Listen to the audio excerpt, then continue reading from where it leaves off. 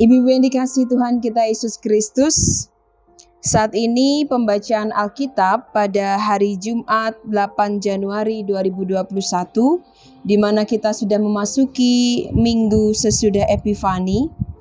Pembacaan Alkitab terambil dari Kejadian pasal 32 ayat 22 sampai 32. Namun sebelum kita membacanya, mari kita satu dalam doa untuk meminta bimbingan Roh Kudus. Mari kita satu dalam doa. Allah Bapa yang Maha Kasih dalam kerajaan surga, kami sungguh bersyukur pada hari ini. Kami boleh diperkenankan Tuhan untuk kami beribadah. Baik kami yang saat ini beribadah di rumah-rumahnya Tuhan, Engkau memberkati kami pelekat PKP, GPIB Jemaat Efata di Batu Kajang. Berkat setiap kami ya Tuhan, ketika kami saat ini hendak beribadah kepadamu, bahkan ketika kami membuka Alkitab kami untuk kami membaca dan mendengarkannya, dan setiap apa yang akan kami dengarkan kiranya kami boleh melakukannya dalam kehidupan kami sehari-hari. Oleh sebab itu, berfirmanlah ya Tuhan dan kuasailah kami, agar setiap kami boleh diberikan anugerah yang berasal dari Roh Kudus untuk memberkati kami, sehingga firman Tuhan yang kami dengarkan, yang kami baca tidak berlalu begitu saja, namun boleh berkenan di hati kami dan juga menjadi kehendak Tuhan dalam kehidupan kami sehari-hari. Ya Bapa dalam kerajaan surga, berfirmanlah ya Tuhan, karena kami saat ini siap untuk mendengarkannya. Amin. Ibu-ibu yang dikasihi Tuhan kita Yesus Kristus, pembacaan kita pada hari ini dari kitab Kejadian pasal 32 ayat yang ke-22 sampai 32. Saya akan membacakannya bagi kita sekalian. Oleh LAI diberikan judul Pergumulan Yakub dengan Allah. Pada malam itu Yakub bangun dan ia membawa kedua istrinya, kedua budaknya perempuan dan ke-11 anaknya, dan menyeberang di tempat penyeberangan sungai Yabok. Sesudah ia menyeberangkan mereka, ia menyeberangkan juga segala miliknya. Lalu tinggallah Yakub seorang diri dan seorang laki-laki bergulat dengan dia sampai fajar menyingsing. Ketika orang itu melihat bahwa ia tidak dapat mengalahkannya, ia memukul sendi pangkal paha Yakub sehingga sendi pangkal paha itu terpelocok ketika ia bergulat dengan orang itu. Lalu kata orang itu, biarkanlah aku pergi karena fajar telah menyingsing, sahut Yakub. Aku tidak akan membiarkan engkau pergi jika engkau tidak memberkati aku. Bertanyalah orang itu kepadanya, siapakah namamu? Sahutnya Yakub. Lalu kata orang itu, namamu tidak akan disebutkan lagi Yakub tetapi Israel, sebab engkau telah bergumul melawan Allah dan manusia dan engkau menang. Bertanyalah Yakub, katakanlah juga namamu, tetapi sahutnya, mengapa engkau menanyakan namaku? Lalu diberkatinyalah Yakub di situ. Yakub menamai tempat itu Peniel, sebab katanya, aku telah melihat Allah berhadapan muka, tetapi nyawaku tertolong. Lalu tampaklah kepadanya matahari terbit, ketika ia telah melewati Peniel, dan Yakub pincang karena pangkal pahanya.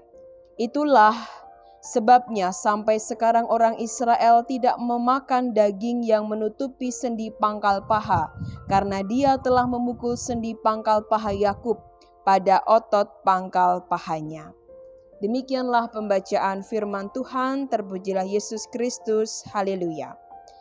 Ibu-ibu yang dikasihi Tuhan kita Yesus Kristus, sangat menarik sekali pembacaan firman Tuhan pada hari ini, di mana Yakub yang saat itu mengetahui bahwa dia sedang bermasalah hubungannya dengan Tuhan. Dia merasa bahwa ketika Yakub pergi tanpa berkat Tuhan, maka dia tidak akan pergi. Nah, ini disebabkan pada saat Yakub mengakui dan mengingat segala kesalahannya di masa yang lalu, di mana Yakub pernah melakukan kesalahan, yaitu meminta hak kesulungan Esau kakaknya dengan cara yang tidak baik, yaitu Yakub menukarnya dengan roti dan masakan kacang merah. Itu terjadi dalam Kejadian pasal 25 ayat yang ke-34. Pada kesempatan ini, tipu daya Yakub memohon berkat kepada Ishak ayahnya, dan keberadaan Ishak saat itu tidak dapat melihat. Yakub melalui atau mengelabuhi ayahnya dengan cara memalutkan kulit anak kambing pada kedua tangan dan lehernya yang licin, agar sang ayah berpikir bahwa dia adalah Esau. Dengan demikian Yakub mendapat berkat dari Ishak ayahnya. Nah, kesalahan yang pernah dilakukan Yakub ini membuat dia merasa menyadari bahwa di masa depan dia membutuhkan berkat pengampunan yang berasal dari Allah. Ia tahu bahwa apa yang dia lakukan itu adalah keliru dan salah. Ia tahu bahwa masa lalunya ketika dia bersama dengan Esau kakaknya, ia melakukan kecurangan dan itu hal yang tidak dikehendaki oleh Tuhan. Ibu-ibu yang dikasihi Tuhan kita Yesus Kristus, jarang dalam kehidupan kita saat ini ketika kita melakukan kesalahan di masa yang lalu, kita mau mengakuinya dengan jiwa yang benar-benar berani. Terkadang kita justru kalau bisa ditutupi kesalahan itu. Tetapi mari kita belajar dari Yakub. Yakub mengingat segala kesalahan yang pernah dilakukan di masa yang lalu. Dan Yakub menyadari bahwa tanpa Allah, Yakub tidak bisa mengerjakan segala sesuatu di masa yang akan datang. Oleh karena itu, lewat firman Tuhan ini kita belajar bahwa ternyata mengakui kesalahan itu bukan sesuatu yang keliru. Mau berani mengatakan bahwa saya pernah salah, saya mengaku salah, dan saya mau bertobat. Ada dua pilihan dalam kehidupan kita. Yang pertama, kita berani mengakui kesalahan kita, atau kita justru menutupi kesalahan kita. Jangan sampai orang tahu. Tetapi ketika kita membaca firman Tuhan pada saat ini, Yakub mengatakan, saya akan membacakan di ayat yang ke-26. Lalu kata orang itu, biarkanlah aku pergi karena fajar telah menyingsing. Saud Yakub, aku tidak akan membiarkan engkau pergi jika engkau tidak memberkati aku.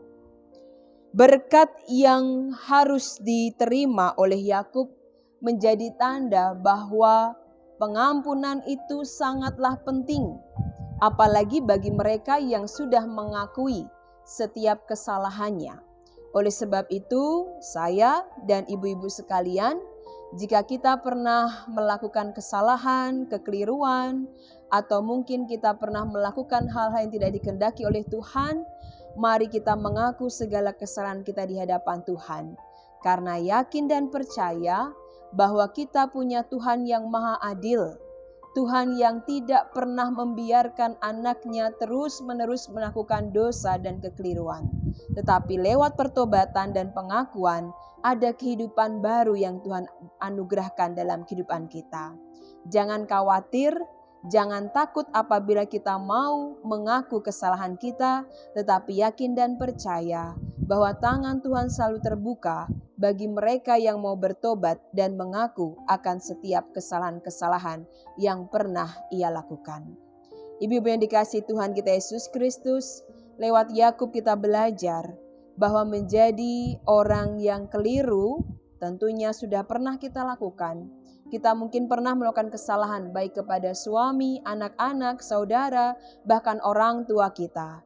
Tapi mari kita belajar untuk mengubah segala kekeliruan atau kejahatan atau hal-hal yang pernah kita lakukan yang menyakiti orang lain. Dan mari kita berjanji kepada Tuhan untuk tidak melakukannya lagi. Karena kita punya Allah yang maha pengasih dan maha pengampun. Oleh sebab itu tidak ada alasan lagi untuk kita menutupi kesalahan kita. Jujurlah, ketika kita mau jujur, ketika kita mau bersaksi akan segala hal-hal yang pernah kita lakukan, maka akan ada berkat Tuhan yang akan kita terima dan rasakan. Kuncinya adalah jangan pernah kita menutupi ketika kita salah, tetapi beranilah berkata yang benar, beranilah menanggung resiko, dan resiko itu kita akan bersama-sama jalani dan lewati bersama dengan Tuhan.